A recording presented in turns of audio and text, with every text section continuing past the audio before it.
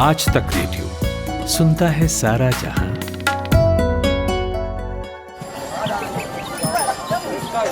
ऐसा है, खेल इस बात का है ये नहीं कि आप कितना कमाते हैं, खेल गुरु इस बात का है कि आप कितना बचाते हो। अब कैसे बचाएं? ये बैंक और बाजार की ये टेढ़ी मेढ़ी बातें गले तो उतरती नहीं हैं। अरे तो महाराज उनसे मिलिए ना, अपने मनी मैनेजर से। आपके बटुए से जुड़ी हर सलाह एकदम मुफ्त। और शायरी सुनिए, पैसे से जुड़ा है कोई भी शक, आस्क बेझिझक। मनी मैनेजर, बात बचत की, हर शनिवार आज तक रेडियो पर। मान बनाओ, कच्चा ज़्यादा रखना।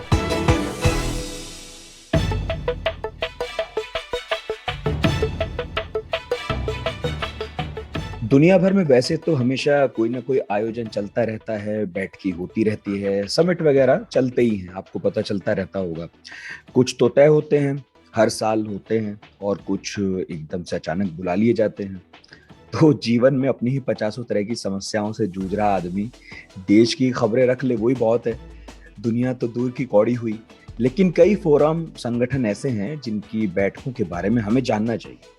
इसलिए नहीं कि इससे हमारा जीके मजबूत होगा, बल्कि इसलिए कि उन बैठकों का असर हम पर भी पड़ता है। उनमें बने नियम, कानून, नीतियां, जो भी कुछ होता है तय, वो हमारी जेब पर असर डालते हैं। तो ऐसा ही एक फोरम है वर्ल्ड इकोनॉमिक फोरम। हर साल इसकी बैठक होती है। दुनिया भर से बहुत सारे देश इसमें शामिल होते हैं, बड़े लोग आते हैं, इकोनॉमिस्ट आते हैं, और सोशल मुद्दों पर बात करते हैं, इकोनॉमिक मुद्दों पर बात करते हैं। इस बार भी बैठक हुई है स्विट्जरलैंड के दावोस में, बीते 22 मई से 26 मई तक। हमेशा यही इसका वेन्यू होता है, इक्का दुक्का अगर छोड़ दें तो लोग इस फोरम के बारे में कम जानते हैं, लेकिन खबरें आती रहती हैं, तो शायद आपने सुना भी हो कि इसका इम्पैक्ट है और काफी है। तो हमने सोचा इस बार इसी पर बात हो जाए। तो मेरा नाम है नितिन ठाकुर और आप मनी मैनेजर सुनना शुरू कर चुके हैं। तो हम बात करेंगे आज वर्ल्ड इकोनॉमिक फोरम की, और बात करेंगे senior economist and finance expert doctor Sharad Kohli से। बहुत बहुत स्वागत है सर आपका। शुक्रिया नितिन, और सभी आज तक रेडियो के श्रोताओं को मेरा हार्दिक अभिनंदन। जी सर, और बात तो करेंगे हम वर्ल्ड इकोनॉमिक फोरम की, लेकिन जैसा कि हमारा फॉर्मेट है, पहले इस हफ्ते की बड़ी हेडलाइंस हो जाएं, उस पर आपकी टिप्पणी सुनते हैं और फिर मुद्दे पर लौटते हैं। तो पहली हेडलाइन है सर कि सरकार ने बीते थर्सडे को भारत पेट्रोलियम कॉर्पोरेशन लिमिटेड में अपनी 52.98% की जो हिस्सेदारी है उसे बेचने का ऑफर दिया था, वापस ले लिया है। कहा यह गया है कि ज्यादातर बिडर्स ने ग्लोबल एनर्जी मार्केट में जो फिलहाल परिस्थितियां हैं उनके चलते प्राइवेटाइजेशन प्रोसेस में शामिल होने में असमर्थता जताई है। तो क्या ऑफर था और ये क्या कारण रहा कि अब ये नहीं होगा? देखिए, डिसइन्वेस्टमेंट होना था। सरकार ने अपने शेयर्स, बीपीसीएल पहले से शेयर मार्केट में लिस्टेड है, अपना सरकार ने अपना हिस्सा बेचना था, और उसके लिए एक्सप्रेशन ऑफ इंटरेस्ट, जिसको हम ईओआई कहते हैं, वो मंगाए जा रहे थे। और ये बीपीसीएल को बेचने का सिलसिला आप लगाइए पिछले 2021 से चल रहा है, शुरुआत से, बल्कि उससे भी पहले इस पे बातचीत हुई थी। पर खिंचते खिंचते जब ये उम्मीद लगाई जा रही थी शायद 2021 के अंत में हो जाए, फिर ये उम्मीद लगाई जा रही थी कि शायद फर्स्ट क्वार्टर 2022 में हो जाए। पर अब हुआ क्या कि 24 फरवरी को रशिया यूक्रेन का युद्ध घोषित हो गया, और उसके बाद जो वॉलेटिलिटी क्रूड ऑयल में आई है, उसको देखते हुए कहाँ $140 तक पहुंच गया था, फिर कभी $100, कभी 105, कभी 110, 15। मतलब इतना ज्यादा वॉलेटाइल हो गया है कि कोई भी एनर्जी कंपनी या कोई भी कॉर्पोरेट उसमें हाथ डालने में इस समय उचित नहीं समझ रहा है। तो इस वजह से सरकार ने भी ये सोचा कि शायद ये ठीक समय नहीं है। और हम सबको याद होगा पीछे, जैसे एलआईसी का उदाहरण ले, तो एलआईसी का 65,000 करोड़ का पहले इशू प्लान किया गया था, फिर अंत में उसको 21,000 करोड़ पर ही समेट दिया गया, पहली ट्रांच को अगर बात। तो इसी प्रकार भी, तो मुझे लगता है कि मार्केट की परिस्थितियां और जो सिचुएशन होती है, ग्लोबल की मैक्रो इकोनॉमिक सिचुएशन होती है, ग्लोबल बाजारों की जो सिचुएशन होती है, उसके अनुरूप निर्णय लिए जाते हैं। तो उसके हिसाब से ऐसा लगा कि ये भी ठीक टाइम नहीं है, इसको पोस्टपोन कर दिया जाए। इवेंचुअली होगा, पर अभी फिलहाल नहीं। अभी टल गया है, ठीक है। दूसरी हेडलाइन है कि 26 मई से बैंक या पोस्ट ऑफिस में पैसों के लेन देन के नियमों में कुछ बदलाव आए हैं। एक नियम तो हमें पता चला कि जैसे बैंक या पोस्ट ऑफिस में 20 लाख रुपए या इससे ज्यादा नकद यदि जमा कराएंगे तो पैन या आधार कार्ड अब जरूरी होगा। कोई और नियम भी है सर? देखिए, बैंक और पोस्ट ऑफिसेस को सबको आधार से, आपको पता होगा, अकाउंट होल्डर्स को आधार से लिंक कर दिया गया है, लगभग लगभग सभी को। केवाईसी जिनका नहीं था, लोगों के पास मैसेज आ रहे होंगे कि अपने केवाईसी लिंक करा ले, नहीं तो उनका अकाउंट डीएक्टिवेट हो जाएगा। तो ये तो पहले से प्रक्रिया चल रही थी। उसके बाद बैंकों ने थोड़ी और ब्लैक मनी पर, या कैश सर्कुलेशन हमारी इस समय 31 लाख करोड़ की हो गई है, उसको चेक करने के लिए और कैश डिपॉजिट को चेक करने के लिए 20 लाख का नियम निकाला है। पहले से ही बैंक में नियम था, आयकर में नियम था कि अगर आप 10 लाख से ऊपर जमा कराते हैं तो बैंकों को उसको रिपोर्ट करना पड़ता है। तो मुझे लग रहा है कि बैंकों में जब आप ट्रांजैक्शन कर रहे हैं, कैश का लेन देन कर रहे हैं, उससे संबंधित जानकारी आपको भी देनी पड़ेगी और बैंक भी आगे उसको डिसेमिनेट करेगा इनकम टैक्स विभाग को। तो मुझे जो भी लोग पोस्ट ऑफिस या बैंक अकाउंट में डील करते हैं, वो बहुत संभल के करें। उनके पास कल को अगर कोई नोटिस आता है, कोई सवाल आता है, उसको देने के लिए उनको तैयार रहना चाहिए। और कल को अगर बैंक भी मना कर देता है उस ट्रांजैक्शन को, मान लीजिए आप 21 लाख रुपए लेके चले जाते हैं, तो बैंक अगर मना कर देता है उसको, तो आपको उसके लिए तैयार रहना चाहिए, अपना पैन और आधार रेडी रखना चाहिए। और ये ना कहें आप, साहब ये तो मैं नहीं दूंगा या ये मैं नहीं करूंगा। तो ये सब बैंकिंग प्रणाली को जब से डिजिटलाइजेशन हुआ है, उसको सुदृढ़ करने के लिए, केवाईसी नॉर्म पूरे करने के लिए, ट्रांजैक्शंस की ट्रेल जिससे पूरी मिले, इसलिए ये नियमों को सख्त किया गया है। जी। और एक और खबर आई है, तीसरी हेडलाइन, 1 जून से दोपहिया और चार पहिया वाहनों के साथ जो बड़े वाहन हैं, इनका थर्ड पार्टी बीमा महंगा होने वाला है। यानी अब आपको थर्ड पार्टी बीमा के लिए ज्यादा प्रीमियम देना होगा।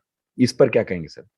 जी हाँ, थर्ड पार्टी इंश्योरेंस सबसे सस्ता हुआ करता था। जितने भी जो कॉम्प्रिहेंसिव इंश्योरेंस लोग कराते हैं, कभी कभी लोग अपने गाड़ियों का खाली थर्ड पार्टी इंश्योरेंस भी करा लेते हैं, क्योंकि वो 400, 500, 600 रुपए में हो जाता था, जबकि कॉम्प्रिहेंसिव महंगा पड़ता है। तो महंगाई के दौर में जब सब कुछ महंगा हो रहा है, अगर नींबू और टमाटर ने हमें नहीं छोड़ा, अगर पेट्रोल और डीजल ने हमें नहीं छोड़ा, हमें गेहूं और चावल ने नहीं छोड़ा, तो भला बेचारा इंश्योरेंस क्यों पीछे रहे। बिल्कुल थर्ड पार्टी इंश्योरेंस आगे से जब आप अपनी गाड़ी का रिन्यू कराने जाएंगे, गाड़ी या दोपहिया वाहन का, तो आपको उसके पैसे फालतू देने पड़ेंगे। मुझे लग रहा है ये जो ओवरऑल इनपुट कॉस्ट बढ़ रही है, हर चीज की बढ़ रही है।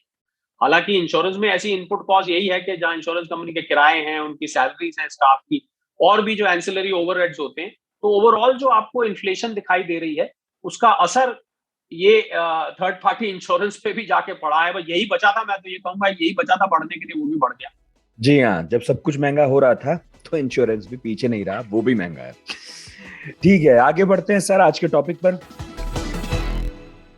तो शरद जी, वर्ल्ड इकोनॉमिक फोरम की चर्चा है और हर साल होती है, और बहुत सारे मीडिया वाले यहाँ से वहां जाते हैं, हमारे यहाँ से बड़े बड़े लोग पहुंचते हैं दाउस में, और दुनिया भर से जमावड़ा होता है दाउस में। तो लगता तो है कि काफी कुछ होता है वहां, लेकिन एग्जैक्टली होता क्या है? आज सोचा आपसे पूछा जाए, क्या होता है सर वहां पर? क्या है ये वर्ल्ड इकोनॉमिक फोरम?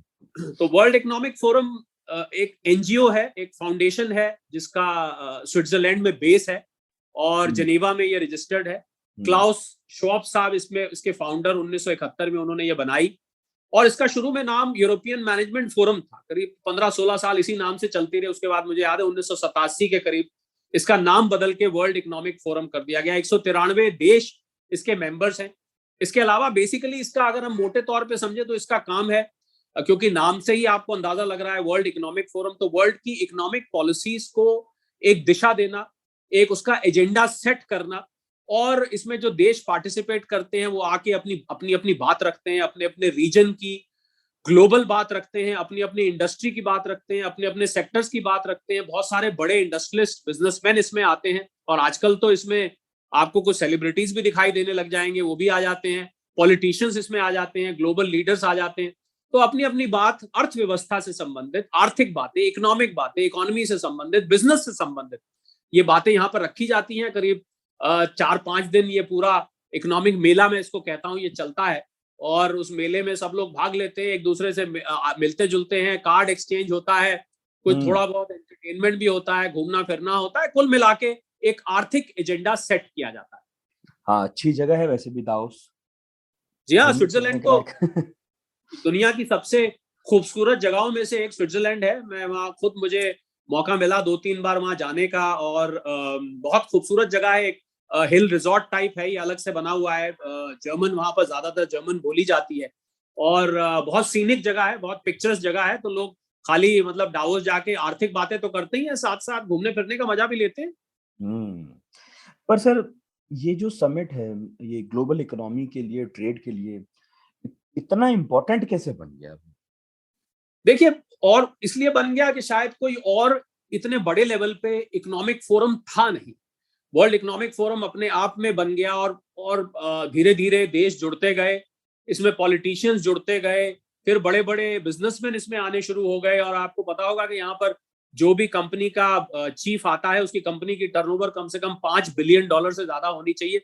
पर अब ये, मैं इसको ऐसा मानता हूं कि पिछले चंद वर्षों में मैंने देखा है कि ये एक एलिटिस्ट जगह बन गई है। मतलब थोड़ा स्टेटस सिंबल बन गया। आप वहां जाइए, डावोस में पीछे फोटो वोटो खिंचवाइए, डावोस लिखा है और आप वहां खड़े हुए हैं, तो इसका मतलब आप अगर मीडिया से हैं फिर तो ठीक है, आप मीडिया कवर करने गए हैं वहां पर इवेंट को। पर अगर आप मीडिया से नहीं है तो इसका मतलब आप वहां पर थोड़ा स्टेटस है, भाई डावोस में गए, थोड़ी शान की बात है, स्टेटस की बात है। मुझे कहीं लगता है नितिन कि ये इसकी जो मेन एजेंडा है वो थोड़ा थोड़ा अब ऐसा लग रहा है कि डाइल्यूट हो रहा है। और इसका कंपैरिजन मैं यूनाइटेड नेशन से करता हूं। जैसे आपने देखा होगा, यूएन अब की रेलेवेंस इतनी कम हो गई है, इसी वजह से क्वाड जैसी, ऑकस जैसी, क्वाड जैसी संस्थाएं, छोटी छोटे देशों की संस्थाएं बन रही हैं। तो मैंने देखा जब कोई बहुत बड़े लेवल पे, वैश्विक लेवल पे जब आप कोई ऐसी संस्था बना देते हैं तो उसमें इतना ज्यादा डाइवर्सिटी होती है, क्योंकि हर रीजन की आर्थिक मुद्दे अपने अलग हैं, हर इंडस्ट्री के अलग है। अब जो यूरोप में है वो भारत में अप्लाई नहीं करता, जो अमेरिका में है वो एशिया में अप्लाई नहीं करता। तो उस वजह से क्या होता है कि उसकी जो रेलेवेंस है, उसकी जो मजबूती है या सिग्निफिकेंस है, वो धीरे धीरे कम होती जाती है। तो मुझे अब ये थोड़ा सा एक मेला सा जरूर लगता है। इसकी जो रेलेवेंस है वो अब शायद उतनी नहीं रही जो आज से चंद वर्षों पहले थी। तो इसमें तय क्या होता है वैसे? क्योंकि आप खुद कह रहे हैं बहुत तरह के लोग आते हैं, मतलब मीडिया वाले तो ठीक है कवर करने जाते हैं, लेकिन पॉलिटिशियंस भी होते हैं और इकोनॉमिस्ट होते हैं, इंडस्ट्रियलिस्ट होते हैं। मिलके तय क्या करते हैं? क्या इनकी तय हुई कोई चीजें वाकई फर्क डालती हैं हमारी आपकी जिंदगी पर? देखिए, इसकी जो भी कॉन्फ्रेंस होती है जिस साल में, उसकी एक थीम रखी जाती है। क्योंकि आपने बिल्कुल ठीक बात पूछी कि भाई इतने सारे लोग आ रहे हैं, इतनी सारी इंडस्ट्री से, इतने पॉलिटिशियन, इतने देशों से, तो हर किसी के मुद्दे अलग अलग होंगे। ये तो है नहीं कि सब एक ही मन बना के आ रहे हैं कि हम एक ही बात पे। तो इसीलिए इसकी थीम रख दी जाती है। मैं आपको उदाहरण देता हूं, जैसे 2021 में तो ये हुआ नहीं। 2020 में इसकी थीम मुझे याद ही, stakeholders for a cohesive and sustainable world. कि भाई एक एक आपस में जुड़ा हुआ पूरा का पूरा विश्व, और जो कि एक स्टेबल तरीके से चलता रहे, ये थीम। अब इस बार की अगर मान लीजिए आप थीम ले लीजिए जो अभी करंट में, उससे पहले थी ग्लोबलाइजेशन 4.0। तो इस तरीके से थीम इसकी बनाई जाती है। और जितने भी डिस्कशंस होते हैं, जितना भी एजेंडा रखा जाता है, जितने भी वार्तालाप होती हैं, जितने भी बायलेटरल यूनिलेटरल डिस्कशंस होते हैं, वो इसी थीम के आसपास करे जाते हैं। जिससे कि आपने जो आपने पॉइंट उठाया है कि कहीं ऐसा ना हो कि कोई कुछ बात कर रहा है, कोई कुछ कर रहा है, पर मोटे तौर पे हम समझे तो एक आर्थिक एजेंडा सेट किया जाता है। मैं आपको बताऊं कि वर्ल्ड इकोनॉमिक फोरम का जो जब शुरुआत हुई थी और जब ये बहुत इसने इंपॉर्टेंस पकड़ी थी, उस समय मेन एजेंडा रहता था कि दुनिया में ये जो इनइक्वालिटी है, कि कुछ लोग बहुत अमीर हैं, कुछ लोग बिल्कुल गरीब हैं, अमीर अमीर हुए जा रहे हैं, गरीब गरीब हुए जा रहे हैं। जो इनइक्वालिटी है, इसको किस तरह से इसको भरा जाए, किस तरह इसको बराबरी पे लाया जाए। पर वो डिस्कस करते करते करते करते मुझे लगता है, जैसा कि मैंने आपको कहा, मुझे कहीं डाइल्यूट सा थोड़ा होता नजर आता है। क्योंकि लोग आते हैं, कोई अपनी बात कह, हर कोई अपनी बात रख के चला जाता है। अब इसका असर जब दिखेगा, जब आप आने वाले समय में उसको इम्प्लीमेंट होता दिखे। मुझे अब कहीं नितिन ये इम्प्लीमेंट होता पहले के मुकाबले कम दिखाई देता है, उतना ज्यादा इम्प्लीमेंटेशन नहीं दिखता। हालांकि वर्ल्ड इकोनॉमिक फोरम की एक यूएसपी है जो वो कहते हैं, वो ये कहते हैं कि ये कॉन्फ्रेंस नहीं है कि आए आप कॉन्फ्रेंस अटेंड करी, 3-4 दिन मिले, साथ में खाया पिया, उठे बैठे, और उसके बाद आप अपने घर, हम अपने घर, अपने अपने अपने काम में लग गए। उनका ये कहना है कि ये कॉन्फ्रेंस नहीं है, ये एक सस्टेनेबल एजेंडा है जिसपे हमें साल भर काम करना है जब तक हम अगली बार नहीं मिलते हैं। तो वो भी मुझे अब कहीं ऐसा लगता, मुझे लगता है कि जो लोग वहां अटेंड करके आते हैं, मैं किसी व्यक्ति विशेष का नाम नहीं लेता, पर वो यहाँ जब घर आते हैं वापस अपने, तो वो अपने अपने काम में जैसे पहले चल रहे थे वैसे लग जाते हैं। जो उनका लोकल एजेंडा होता है वो हावी हो जाता है। जैसे आप क्लाइमेट समिट हुआ था पीछे, COP26, जिसमें प्रधानमंत्री मोदी जी ने हमारे यहाँ से मंत्रियों को भेजा था और मंत्री गए थे। उसमें भारत ने कमिटमेंट किया कि हम 2075 तक हम जो है ग्रीन एनर्जी की तरफ काम करेंगे, हम कार्बन जीरो की तरफ काम करेंगे। तो वो एक सस्टेनेबल, इसी तरह से वर्ल्ड इकोनॉमिक फोरम को भी एक सस्टेनेबल इकोनॉमिक एजेंडा सेट करने की प्लेटफॉर्म माना जाता है। पर कहीं मुझे पिछले चंद सालों में, मेरा अपना तजुर्बा है, हो सकता है मैं गलत हूं इस मामले में, पर जो मैं देख रहा हूं मैं आपको वो बता रहा हूं, मुझे कहीं इतना ज्यादा इफेक्टिव, बहुत ज्यादा ठोस उसका असर जमीनी तौर पर घर आने के बाद नहीं दिखता है। नहीं तो कोई बाध्यता भी है क्या किसी पर कि वहां कुछ तय होगा तो घर आकर फिर उस पर अमली जामा पहना ही जाएगा, वरना अगली बार मिलेंगे तो पूछा जाएगा? ये भी बताइएगा। लेकिन बता दूं कि इस बार की थीम है वर्किंग टुगेदर रीस्टोरिंग ट्रस्ट, तो इस पर पूछूंगा अगला सवाल, पर ये बताइए पहले तो कि कोई बाध्यता है?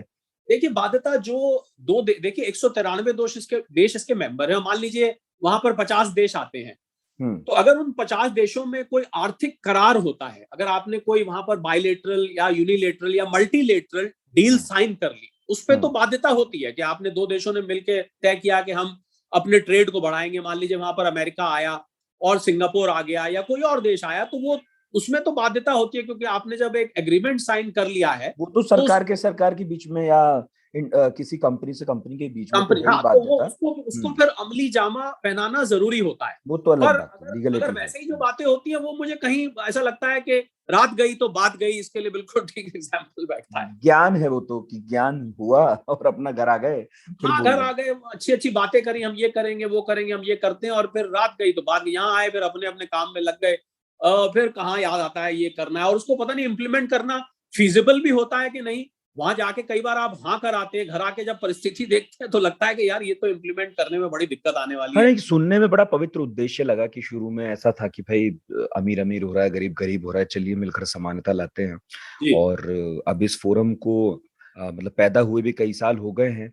जी। तो आपका अपना तजुर्बा क्या है कि जब कभी कोई लक्ष्य इन्होंने रखा, केवल वही नहीं समानता वाला, तो अभी तक कितने सालों में कभी कोई पूरा भी हुआ, या फिर वही ज्ञान भर वाली बात थी, रात गई देखिए बात जहां गई? जैसा कि मैंने कहा, जहां पर मल्टीलेटरल या जैसे 5 देश एक साथ बैठ गए हम्म। या कोई इकोनॉमिक एजेंडा सेट करके आया, उदाहरण के तौर पे मैं आपको देता हूं, जैसे फ्री ट्रेड एग्रीमेंट की बात हुई, हम्म। वहां पर पीछे जब वर्ल्ड इकोनॉमिक फोरम में यूरोप के देश मिले थे भारत के साथ, और ऑस्ट्रेलिया चाइना के साथ, तो ये बात हुई थी कि वहां पर फ्री ट्रेड एग्रीमेंट की बात करनी चाहिए। उसी बात को फिर आगे बढ़ा के वाकई में उसको इम्प्लीमेंट किया गया। तो जैसा कि मैंने कहा, जहां पर करार किया जा रहा है, जहां पर एक एक डायरेक्शन दिखाई जा रही है कि हमने आज यहाँ मिले हैं, इसके बाद हमने इसी पे चलना है, वहां पर तो होता दिखता है।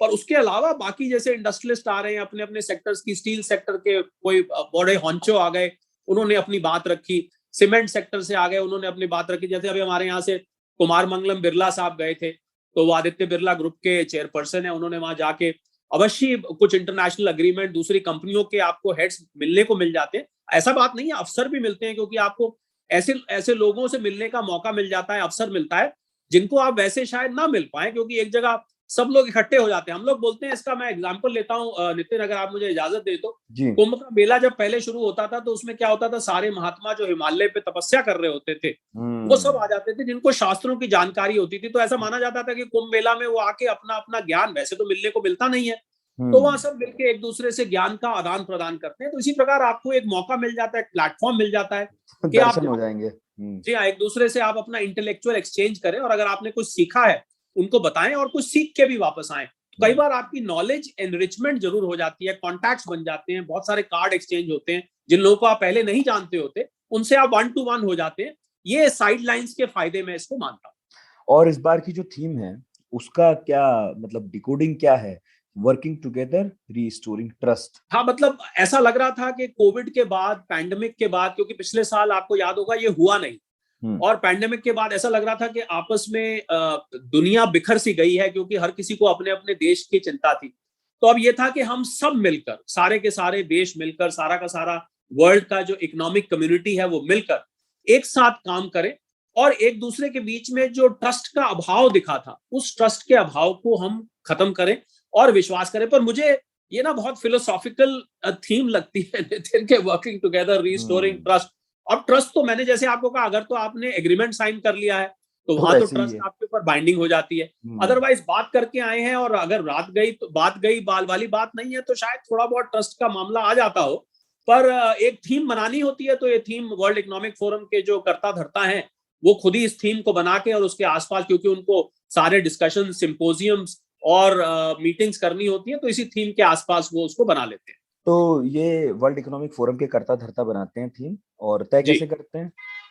देखिए, उसमें दुनिया की जो अर्थव्यवस्था उस समय जिस परिस्थिति से गुजर रही है, उस परिस्थिति को देख के ये बनाई जाती है। जैसे मैं अब अगर मान लीजिए अगली इकोनॉमिक फोरम की मीटिंग हो, तो मैं अगर थीम बनाऊं तो मैं ये बनाऊंगा कि हमें महंगाई से कैसे लड़ना चाहिए, कि इन्फ्लेशन जो दुनिया भर में इस समय सरदर्दी बनी हुई है, तो अगर वर्ल्ड इकोनॉमिक फोरम जैसी संस्था इसको डिस्कस नहीं करेगी तो फिर ये कहाँ डिस्कस होगा। तो मुझे लग रहा अब मैं थीम बनाऊं तो मैं कुछ ऐसी बनाऊंगा, that how to fighting inflation together, और कुछ इस तरीके की थीम। तो मुझे लग रहा है कि वर्ल्ड की जो इकोनॉमिक उस टाइम सिचुएशन होती है, उसको देखते हुए ये थीम का कल्पना करी जाती है और उसको सामने रखा जाता है। और अगर मैं बनाऊंगा तो मैं बनाऊंगा कि क्या साझेदारी की जाए कि दुनिया जो है कॉन्फ्लिक्ट से बचे, क्योंकि कॉन्फ्लिक्ट जो है उन्होंने भी महंगाई पर काफी असर डाला है। बिल्कुल, और इस वक्त जो आपने भी नाम लिया क्वाड का और इन सब का, ये सब भी किसी ना किसी कॉन्फ्लिक्ट को सॉल्व करने या उससे बचने की कवायद है, और इनका जन्म भी उसी से ही हुआ है। हाँ, तो एक आध इस पर भी किया सकता है, मतलब हम दोनों ने एक आइडिया तो दे दिया। बिल्कुल बिल्कुल, अगले वाले के लिए हम भेजते हैं अब ये क्लाउस शॉप साहब को अगले बार के लिए कि ये आप थीम रख दीजिए। ये रख सकते हैं। अच्छा देखिए, मतलब अगर विकास के लिहाज से देखें तो 3 तरह के देश तो होते हैं, डेवलप्ड हैं और इमर्जिंग हैं और अंडर डेवलप्ड हैं। तो इन कंट्रीज को मतलब जो है स्टेटस के हिसाब से इन्हें किस तरह का स्टेज मिलता है वर्ल्ड इकोनॉमिक फोरम में? देखिए, ये जो कैटेगरीज हैं ये इकोनॉमिक फोरम में बनी होती हैं। कुछ जो डेवलप्ड कंट्रीज हैं, जो समृद्ध हैं पूरी तरह से, और वो भी मेंबर्स है। 193 देश इसके मेंबर्स हैं, हमें ये नहीं भूलना चाहिए। और 193 देशों में नितिन इसमें तीनों कैटेगरीज आ जाती हैं। ऐसा नहीं है कि जो बिल्कुल ही अंडर डेवलप्ड कंट्रीज हैं वो इसकी मेंबर्स नहीं है, और ऐसा भी नहीं है कि डेवलपिंग कंट्रीज मेंबर्स नहीं है। तो और डेवलप्ड कंट्रीज तो मेंबर्स हैं ही हैं, क्योंकि मैं तो आपको शुरू में ही कहा कि इसको थोड़ा एलिटिस्ट प्लेटफॉर्म अब देखा जा रहा है। तो यार थोड़ा सा मुझे ये भी भेदभाव मुझे नजर आता है। तो इसीलिए वहां पर क्या किया जाता है कि जो अंडर डेवलप्ड कंट्रीज हैं या जो डेवलपिंग कंट्रीज हैं, उनकी ग्रुपिंग्स उसी हिसाब से करी जाती है। क्योंकि अगर आप अंडर डेवलप्ड को डेवलप्ड कंट्री के साथ बैठा देंगे तो उनके तो मुद्दे ही अलग अलग होते हैं। तो वहां पर वो लोग कैटेगराइज करके इनको उसी हिसाब से जो डिस्कशंस होते हैं, डेवलपिंग कंट्रीज के जनरली देखा है एक जैसे मुद्दे होते हैं और डेवलप्ड कंट्रीज के एक जैसे होते हैं। तो इनकी कैटेगराइजेशन वहां कर दी जाती है और बाकायदा कैटेगरी के हिसाब से वो डिस्कशन होता है। वो अपनी अपनी देश के मुद्दे रखते हैं कि हमें क्या दिक्कत है। ये पूछते भी हैं दूसरे देश से कि आप हमारी क्या मदद कर सकते हैं, क्या हम अंतरराष्ट्रीय व्यापार को बढ़ा सकते हैं आपके, हम अपना गेहूं, अपना चावल, अपनी कॉटन, अपना लेदर, जो भी वो बनाते हैं, चाय, कॉफी, ये हम वहां भेज सकते हैं, आपके यहाँ से हम क्या मंगवा सकते हैं। कई बार कुछ डिस्कशंस बहुत फ्रूटफुल भी रहते हैं, ऐसी बात नहीं है। और अलग अलग जैसी जैसी देश की, जिसकी, अगर मैं आपको मुझे क्षमा मांगते हुए करो, जैसी जैसी जिस देश की औकात होती है उसको उसी हिसाब से डिस्कशन के लिए बुलाया जाता है। हाँ सही बात है, अमीर लोगों की चिंताएं गरीब लोगों की चिंताओं से अलग अलग होती है। हाँ, तो उस तरह से बात करनी पड़ती है। अच्छा, इसमें जो ऑफिशियल्स पार्टिसिपेट करते हैं वो कौन कौन लोग होते हैं? क्योंकि 2020 की बात जब हुई, इसमें तो हुआ नहीं, तो उसमें दीपिका पादुकोण दिखाई दी, सदगुरु जी इनवाइट हुए थे। तो क्राइटेरिया क्या है, कौन जाएगा कौन नहीं जाएगा? अब देखिए, आपने दीपिका पादुकोण की बात करी तो इकोनॉमिक्स जो है ना नितिन, बहुत थोड़ा सूखा सूखा सा सब्जेक्ट होता है और कई बार बोरिंग सा हो जाता है। तो आप क्या घर में मूंग की दाल बनाते हैं ना, तो उसमें थोड़ा सा तड़का लगाना पड़ता है, तो बहुत फीकी फीकी सी लगती है। तो मुझे ऐसा भी लग रहा है, ये तो चलिए मजाक की बात हुई, देखिए मुझे ऐसा लग रहा है कि आपने कांस फिल्म फेस्टिवल का नाम सुना होगा। अभी हाल में हमारे यहाँ से बहुत सारे लोग गए थे, हमारे माननीय इंफॉर्मेशन ब्रॉडकास्टिंग मिनिस्टर भी उसमें गए थे।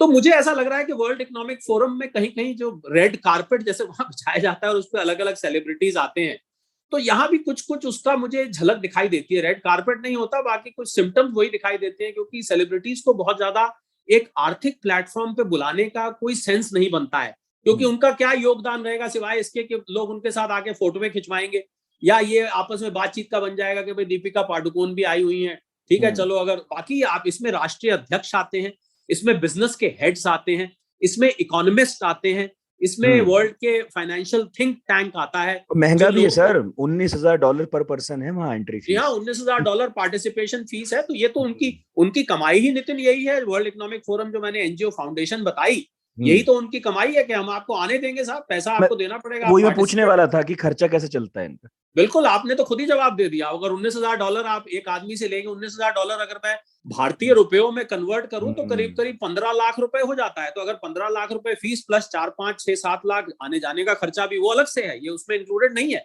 और तो करीब करीब 20 25 लाख रुपए अगर आप खर्च करके जा रहे हैं, पहली बात तो आप कोई साधारण व्यक्ति नहीं है, आप कोई बिजनेस हेड हैं या आप किसी बड़ी कंपनी के सीईओ। मैंने आपको कहा $5 बिलियन से ऊपर की कंपनी को नॉर्मली वहां पर पार्टिसिपेशन होती है, तो उसके सीईओ तो अफोर्ड कर सकते हैं 20 25 लाख रुपए 30 लाख रुपए नहीं, खर्च हो गए। लेकिन कई सरकारें हैं जो अपने अधिकारियों को भेजती हैं, तो वहां मामला थोड़ा गंभीर है फिर कि भाई आप स्विट्जरलैंड भेज तो रहे हैं, लेकिन एक फोरम में पार्टिसिपेशन के लिए भेज रहे हैं, ला क्या रहा है आदमी, क्योंकि अपना हमारा आपका पैसा खर्च हो रहा है उसमें। तो बिल्कुल आके उनकी जवाबदेही तो बनती है नितिन। ये तो मैं भी अगर वहां कोई आए तो मैं भी उससे पूछूंगा, भैया आप इतना पैसा खर्च करके आए, ये बताओ कि वहां की सुहानी वादियों को देखने के अलावा और स्विट्जरलैंड की खूबसूरती को देखने के अलावा और कुछ पिक्चर जो आपके फोन के कैमरे में होंगे बढ़िया बढ़िया, उनके अलावा आप क्या लेके आए?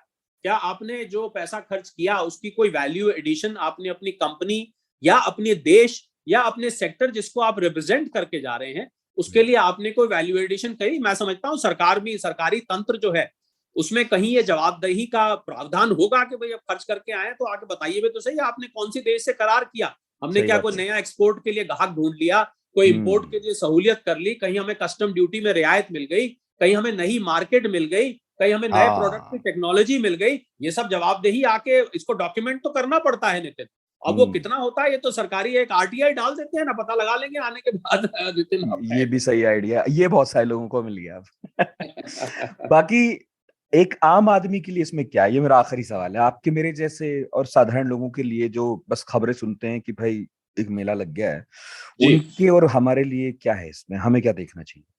देखिए हमारे और आपके लिए तो नितिन ये थोड़ी दूर की बात लगती है, क्योंकि आप जो वहां इकोनॉमिक एजेंडा सेट करते हैं कब वो जाके इम्प्लीमेंट होगा, कब उसको देश अपनाएगा, कब उसका असर दिखना होगा, कब असर दिखना शुरू होगा तो हमारे आप तक उसका बेनिफिट पहुंचेगा। अगर कोई ऐसी मेजर एग्रीमेंट हो जाती है जो कि आम आदमी को प्रभावित, जो मैंने आपको शुरू में कहा कि अमीर और गरीबी के बीच में जो इनइक्वालिटी है उससे रिलेटेड मान लीजिए कोई इंस्टेंट सोल्यूशन निकल आता है, वो शायद भारत के जो 80 करोड़ गरीब लोग हैं उनको शायद इंपैक्ट करे, उनका फायदा पहुंचाए। पर आपने अब इतने साल हो गए, देखिए 29 और 22 करीब मिलाए तो 51 52 साल वर्ल्ड इकोनॉमिक फोरम को हो चुके हैं। आप मुझे बताइए, आप भी बहुत टाइम से पत्रकारिता करते हैं और मैं तो आपसे भी ज्यादा समय से आर्थिक जगत से जुड़ा हूं। मुझे आज तक सीधे तौर पे कोई ऐसा एडवांटेज जो हमारी जेब में जाता हुआ देखे, क्योंकि अर्थव्यवस्था की बात है तो मैं सीधा जेब की बात करता हूँ, जो हमारी स्टाइल ऑफ लिविंग, हमारी लिविंग स्टैंडर्ड से सीधा ऐसा नहीं दिखता। पर हाँ, अगर मैक्रो लेवल पे कुछ होता है तो उसका हम लोग ट्रिकल डाउन इफेक्ट कहते हैं। ट्रिकल डाउन इफेक्ट आम जनता पर पहुंचता है, पर वो साहब जब तक वो पहुंचता है तब तक अगली कॉन्फ्रेंस हो जाती है, अगला साल आ जाता है, तो कहीं वो भूल जाते हैं हम कि पिछले में क्या डिसाइड हुआ था, उससे हमें क्या मिला, तब तक अगला आ गया, अब देखते हैं अगले में क्या हुआ। मुझे लगता है अब ज्यादा ये एक इवेंट सा बन गया है। मैं इसको इकोनॉमिक मेला कहता हूँ इसको, और मेले का तो ऐसा ही हुआ करता है बस कि कुछ आ गया तो आ गया, नहीं आया तो कोई नहीं, मनोरंजन। हाँ, नहीं तो आप मेले से कुछ खरीद लाए तो उसका मजा लेते रहिए साल भर, बस यही है, मनोरंजन है। ठीक है, तो आगे बढ़ते हैं, और यदि आप इसमें कुछ जोड़ना चाहें तो जोड़ दीजिए, क्योंकि फिर मैं लूंगा अगला। बस मैं यही कहना चाहूंगा, हमने जो सारी बात करी उस सारी बात में एक थ्रेड चल रहा था, वो यही चल रहा था कि ऐसी इतनी महंगी और इतनी एलिटिस्ट जब दुनिया के थिंक टैंक यहाँ इकट्ठे होते हैं तो वहां पर वाकई में कुछ ऐसी ठोस बात होनी चाहिए जिससे जो 750 करोड़ लोग इस धरती पर रहते हैं उनकी जिंदगी बेहतर हो। बस मैं यही जोड़ना चाहूंगा। आप इतना पैसा, लाखों रुपया, करोड़ों रुपया खर्च होता है और जो लोग जाते हैं उनको तो वहां जाने का मजा आता है, पर जो लोग पीछे रह जाते हैं, अगर आप उनकी जिंदगी थोड़ी सी बेहतर बना सके, वहां कुछ ऐसी नीतियां सेट करके, ऐसा एजेंडा सेट करके जिससे आम आदमी, दुनिया में बहुत गरीबी है और दुनिया में बहुत लोग पिछड़े हुए हैं, मुझे लग रहा है अगर उनकी जिंदगी में थोड़ा सा भी सुधार आ जाए तो मैं इस इकोनॉमिक फोरम को बहुत सफल मानूंगा। बिल्कुल। और अब हमारा लास्ट सेगमेंट, क्लोजिंग बेल। तो बताइए शरद जी, अगले हफ्ते किन किन बातों पर नजर रखनी चाहिए? देखिए बहुत सारी चीजें हैं नितिन, और अंतरराष्ट्रीय आर्थिक जगत की बात करें क्योंकि हम मनी मैनेजर पर हैं और बात रुपए पैसे की है, तो मुझे लग रहा है बहुत ही वॉलेटिलिटी चल रही है फाइनेंशियल मार्केट्स लीजिए आप, और अभी यूएस की जीडीपी के आंकड़े आए, नेगेटिव में गई, रिसेशन की उम्मीदें जताई जा रही हैं दुनिया भर में, क्रूड ऑयल फिर $117 $116 पे पहुंच गया। तो मुझे लग रहा है ये आजकल तो खबरें छोड़िए, आपके जो हमारे डेटा पॉइंट्स होते हैं जिनको हम फाइनेंशियल मार्केट्स में एनालाइज करते हैं, चाहे वो डॉलर इंडेक्स हो, बॉन्ड यील्ड्स हो, अब तो आरबीआई की मीटिंग आने वाली है जून के महीने में जिसमें इंटरेस्ट रेट्स बढ़ने की उम्मीद है। तो अब तो मुझे ऐसा लगता है आने वाला हफ्ता क्या, रोज ही जब आप सो के उठते हैं सुबह और आप खोलेंगे आंकड़े तो उसमें कुछ ना कुछ आपको ऐसी चीज दिखाई देगी जो आपकी आंखें फटी की फटी रह जाएंगी, अरे ये क्या हो गया।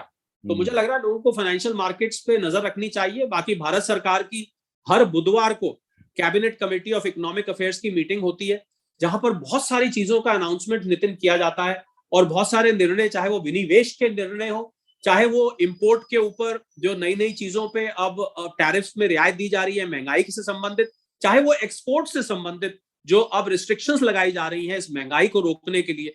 तो मुझे लग रहा है महंगाई से संबंधित जितनी भी खबरें हैं उससे रेडियो आज तक के जो मनी मैनेजर के श्रोता हैं उन पर उनको नजर रखनी चाहिए, क्योंकि ये सीधा सीधा सरोकार रखती है उनके घर के बजट से, उनकी जेब से और उनके हाउस होल्ड एक्सपेंडिचर से। महंगाई महंगाई महंगाई, पिछले कुछ एपिसोड से हम बस इसी से परेशान हैं जी।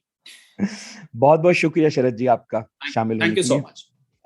और शरद कोहली बता रहे थे कि वर्ल्ड इकोनॉमिक फोरम में दरअसल क्या होता है, क्योंकि सुर्खियां तो बनती हैं लेकिन आपको पता होना चाहिए कि इस फोरम में चर्चा क्या होती है, थीम कैसे डिसाइड होती है, कौन शामिल हो सकता है, खर्चा कैसे होता है वहां पर, क्योंकि बहुत महंगा फोरम हो गया है। पहले तो गरीब गुरबों की बात होती थी, आजकल जैसा शरद जी कह रहे थे थोड़ा एलीट हो गया है। तो कोई जिज्ञासा यदि मन में रह गई हो तो पूछिएगा radio@aajtak.com पर या फिर 9953323303 पर। और इस शो को प्रोड्यूस किया है रोहित अनिल त्रिपाठी और कपिल देव सिंह ने, साउंड मिक्सिंग की है अमृत रज्जी ने। अगले शनिवार फिर लौटेंगे मनी मैनेजर में किसी नए टॉपिक के साथ। तब तक के लिए इजाजत दीजिए, सुनते रहिए आज तक रेडियो।